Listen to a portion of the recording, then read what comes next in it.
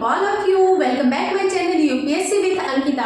आज हमारा टारगेट है 2017 का हम पेपर डिस्कस करेंगे, जिसमें से कि पीसीएस का 2017 का ये पेपर है art and culture and history का। तो हिस्ट्री से रिलेटेड एक क्वेश्चन हम देखेंगे, डिस्कस करेंगे इसके बारे में। फर्स्ट क्वेश्चन हमारा है, दिया निम्नलिखित कथनों पर विचार कीजिए तथा उनके नीचे दिए गए कूट से सही उत्तर का चयन कीजिए। तो हमारा पहले हम स्टेटमेंट और कारण देखेंगे, उसके बाद से कूट से आंसर हम चेक करेंगे कि कौन सा सही है। तो हमारा स्टेटमेंट दिया है, कथन दिया हमारा, ब्रिटिश काल में सामान्यतः भारत का व्यापार संतुलन अनुकूल था। तो ये बिल्कुल रॉन्ग है, स्टेटमेंट रॉन्ग है। क्यों? क्योंकि अनुकूल नहीं था, ये प्रतिकूल था, प्रतिकूल था। अब यहां देखेंगे, धन की निकासी का स्वरूप अप्रतिफलित निर्यात था, ये बिल्कुल सही है। तो हमारा क्या हो जाएगा? डी ऑप्शन करेक्ट हो जाएगा। ए गलत है पर आर सही है, डी ऑप्शन करेक्ट हो जाएगा। देखिए, पहले भारत से जो भी सामान निर्यात किया जाता था, निर्यात किए गए सामानों पर, भारत से निर्यात किए गए सामानों पर दो तरह के कर लगाए जाते थे। एक तो इंग्लैंड के लिए और दूसरा अन्य देशों के लिए, जिसका कि कोई फल, भारत को कोई फल नहीं मिलता था। ठीक है, चूंकि कह सकते हैं कि धन की निकासी का स्वरूप अप्रतिफलित निर्यात था। अब यहाँ देखते हैं, हमारा नेक्स्ट क्वेश्चन है सेकेंड, ऋग्वेद में कई परिच्छेदों में प्रयुक्त अघन्य शब्द संदर्भित है। ऋग्वेद सबसे पुराना वेद है, ऋग्वेद, सामवेद, यजुर्वेद, अथर्ववेद। तो ऋग्वेद जो है वो सबसे पुराना वेद माना जाता है, सबसे प्राचीन है। अब देखेंगे, इसमें कई परिच्छेदों में प्रयुक्त अघन्य, अघन्य का मतलब क्या होता है? जो मारी न जा सके, जो मारने योग्य ना हो। अघन्य का मतलब होता है जो मारने योग्य ना हो, जिसको मारी ना जा सके। तो क्या ऋग्वेद में कई परिच्छेदों में प्रयुक्त अघन्य शब्द संदर्भित है? पुजारी के लिए, स्त्री के लिए, गाय के लिए, ब्राह्मण के लिए। तो ये हो जाएगा सी ऑप्शन इज करेक्ट, गाय के लिए। ऋग्वेद काल में ना गाय का बहुत ही महत्वपूर्ण था, बहुत ही महत्वपूर्ण मानी जाती थी गाय, क्योंकि गाय से बने दूध और उससे बने, गाय के दूध और उससे बने पदार्थों के बारे में बहुत ही ज़्यादा डिस्कस किया जाता था, बहुत ही ज़्यादा उसको महत्वपूर्ण माना जाता था। उसके बाद से जो गाय है वो दान दक्षिणा के रूप में भी दिया जाता था, और गाय बहुत ही महत्वपूर्ण माना जाता था। इसलिए अघन्य शब्द यूज किया गया है कि जिसको मारी ना जा सके, जो मारने योग्य ना हो।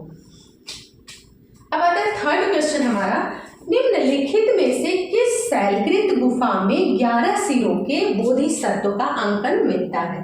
अजंता, एलोरा, कन्हेरी, कार्ले। तो हमारा ऑप्शन इसमें भी सी ऑप्शन करेक्ट हो जाएगा, कन्हेरी। कन्हेरी में ये क्या है? कन्हेरी में लगभग 100 से ज़्यादा, लगभग 109 तक की गुफाएं, 109 गुफाएं मिलती हैं। और उसमें अमोघ वर्ष प्रथम के अनुसार गुफा संख्या 14 में बोधिसत्व के 11 सिरों वाले बोधिसत्व के प्रतिमा देखने को मिलता है, उसके दर्शन मिलता है। 11 सिरों के बोधिसत्व का अंकन मिलता है उसके 14वें, गुफा संख्या 14वें में। और ये है कहाँ? कन्हेरी, महाराष्ट्र के थाना जिले में है। अभी ये चारों जो है, अजंता, एलोरा और कन्हेरी और कार्ले जो है, ये महाराष्ट्र में है। और जो ये 11 सिरों के बोधिसत्व का अंकन मिलता है, ये सातवाहन शासकों के द्वारा।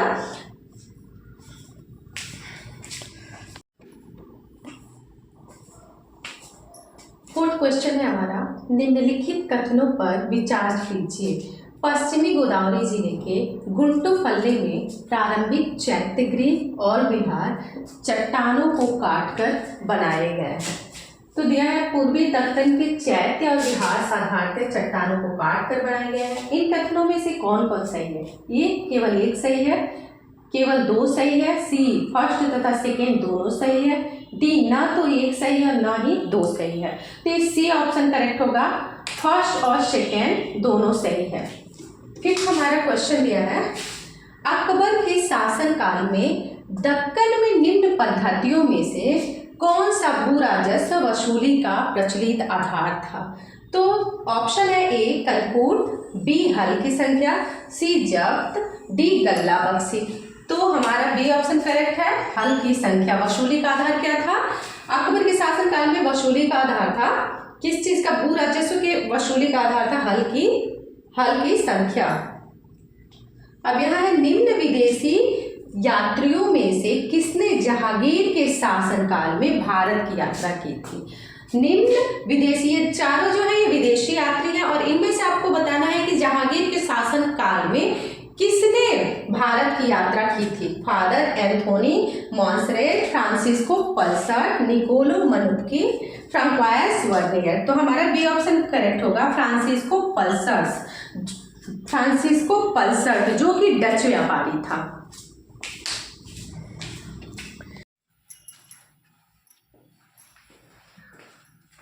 क्वेश्चन है, सूची फर्स्ट तथा सूची सेकेंड को सुमेलित कीजिए तथा सूचियों के नीचे दिए गए कोड से सही उत्तर चुनिए।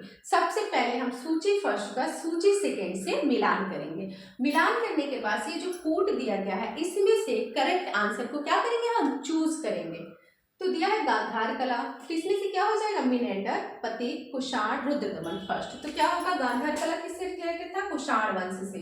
जूनागढ़ शिलालेख रुद्रदमन फर्स्ट, मिलिंद पन्हो मिनेंडर, तक्षशिला लेख प्रतीक। अब आता है इसमें से कोड कैसे हम कम टाइम में कैसे चूज करेंगे।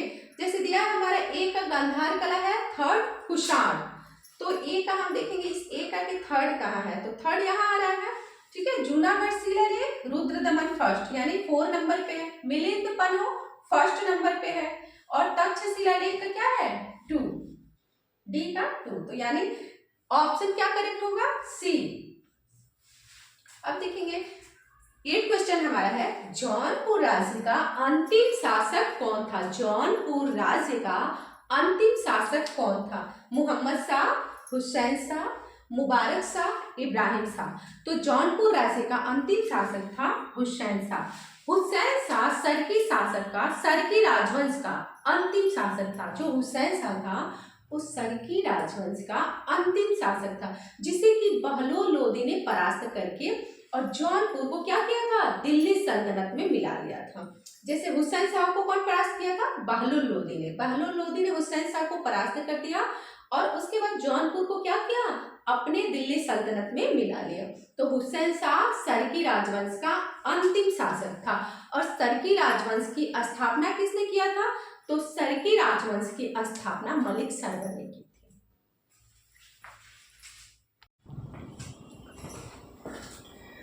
क्वेश्चन हमारा 9 है, निम्नलिखित में से कौन सा युग्म सुमेलित नहीं है।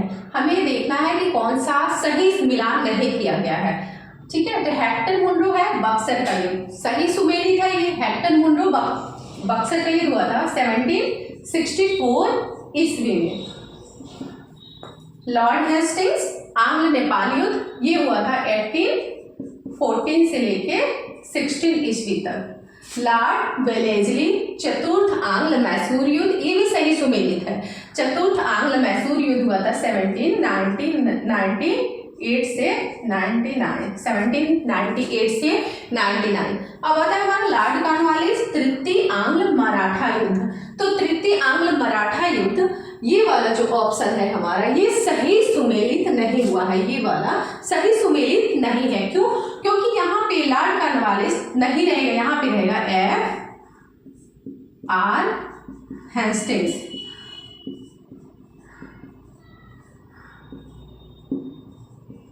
F.R.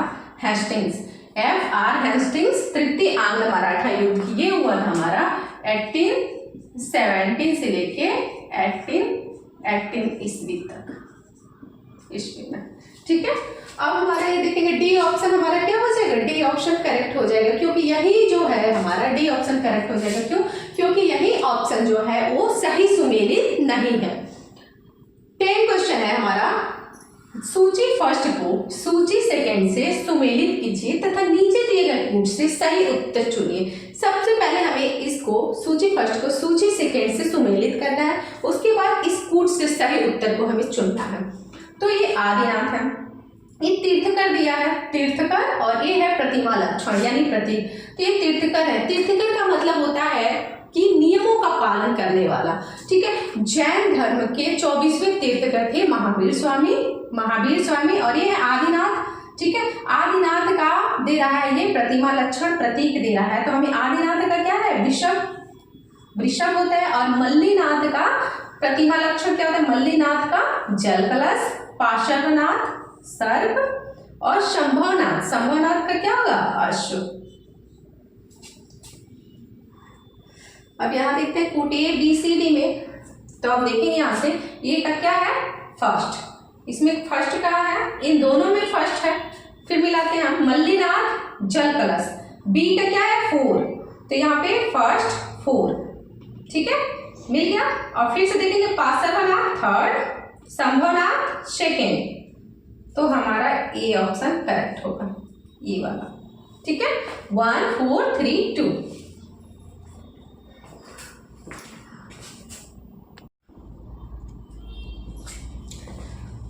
हमारा 11th क्वेश्चन है, बराबर पहाड़ी की गुफाओं के विषय में से निम्न में से कौन एक सही नहीं है। तो हमारा ABCD ऑप्शन दिया है, इसमें से हमें पता करना है कौन सा सही नहीं है। तो बराबर पहाड़ी पर कुल 4 गुफाएं हैं, बिल्कुल है। 3 गुफाओं की दीवार पर अशोक के अभिलेख उत्कीर्ण है। ये अभिलेख इन गुफाओं को आजीविकाओं को समर्पित होने का उल्लेख करते हैं। ये अभिलेख ईसा पूर्व 6ठी शताब्दी के हैं। तो ये जो हमारा ऑप्शन है ये करेक्ट होगा। यही है जो बराबर पहाड़ी के बारे में ये ऑप्शन सही नहीं है। बाकी 3 जो भी बराबर पहाड़ी के बारे में बोला गया ये सब करेक्ट है। तो बराबर पहाड़ी के पर गुफा का जो निर्माण कराया था वो अशोक ने कराया था। बराबर पहाड़ी का, और वो 3री शताब्दी में, ना कि 6ठी शताब्दी में। 3 गुफाओं की दीवार पर अशोक के अभिलेख उत्कीर्ण है, ब्राह्मी लिपि में उत्कीर्ण है। ये अभिलेख इन गुफाओं को आजीविकाओं को समर्पित होने का उल्लेख करते हैं। वहां पे बराबर पहाड़ी में 4 गुफा का निर्माण किया था अशोक और उनके पौत्र दशरथ ने कराया था। वो 4 गुफाएं कौन कौन सी थी? सुदामा गुफा, लोमस गुफा, कर्ण चौपड़ और विश्व झोपड़ी, और एक था कर्ण चौपड़। हाँ, कर्ण चौपड़ सही है। अब हमारा ये है, 6ठी शताब्दी ईसा पूर्व का मत्स्य महाजनपद स्थित था। पश्चिमी उत्तर प्रदेश में, राजस्थान में, बुंदेलखंड में, रुहेलखंड में। तो ये हमारा ऑप्शन हो जाएगा बी करेक्ट, राजस्थान में। राजस्थान में उस टाइम पे उसका विस्तार था, अलवर, जयपुर, इन सब जिलों में इसका विस्तार था। और उसकी राजधानी थी विराटनगर। विराटनगर के बारे में जाने, तो यहाँ जब 5 पांडवों ने अज्ञातवास किया था। अब यहाँ बात करते हैं 13 क्वेश्चन की। किसने ईस्ट इंडिया कंपनी के बारे में यह टिप्पणी की कि कंपनी एक असंगति है, परंतु यह उस व्यवस्था का भाग है जहां सब कुछ ही असंगत है। तो ये जीवी मैकाले ने किया था। जीवी मैकाले ने टिप्पणी किया था, क्योंकि रेगुलेटिंग एक्ट आया, फिट्स इंडिया एक्ट आया, बोर्ड ऑफ कंट्रोल, ये सब कुछ आने के बाद भी सुधार नहीं हुआ। जैसे कि कुछ चीज़ें, जैसे गवर्नर जनरल कुछ और कह रहे हैं, बोर्ड ऑफ कंट्रोल कुछ और कह रहा है, कोई बात नहीं मानता, तो उसके नीचे के जो अधिकारी थे वो कुछ और बोल रहे। तो इस वजह से जीवी मैकाले ने टिप्पणी की थी कि यहाँ पे सब कुछ असंगत है। 1303 में काकतीय शासकों की सेना ने निम्न में से किसकी सेना को वारंगल में परास्त किया? इल्तुतमिश की, बलबन की, अलाउद्दीन खिलजी की, मोहम्मद तुगलक की। तो ये हमारा सी ऑप्शन करेक्ट होगा, अलाउद्दीन खिलजी की। खिलजी वंश की स्थापना, खिलजी वंश का जो शासन चला था वो 1290 से लेकर 1320 तक चला था, और अलाउद्दीन खिलजी का शासन 1296 यानी 1296 से शुरू होता है। अलाउद्दीन खिलजी ने मतलब लूट खसोट करने के इरादे से उन्होंने क्या किया था, अपनी सेना को भेजा था। तो इसलिए 1303 में काकतीय शासकों की सेना ने इनकी सेना को बुरी तरीके से परास्त कर दिया था। Thank you so much.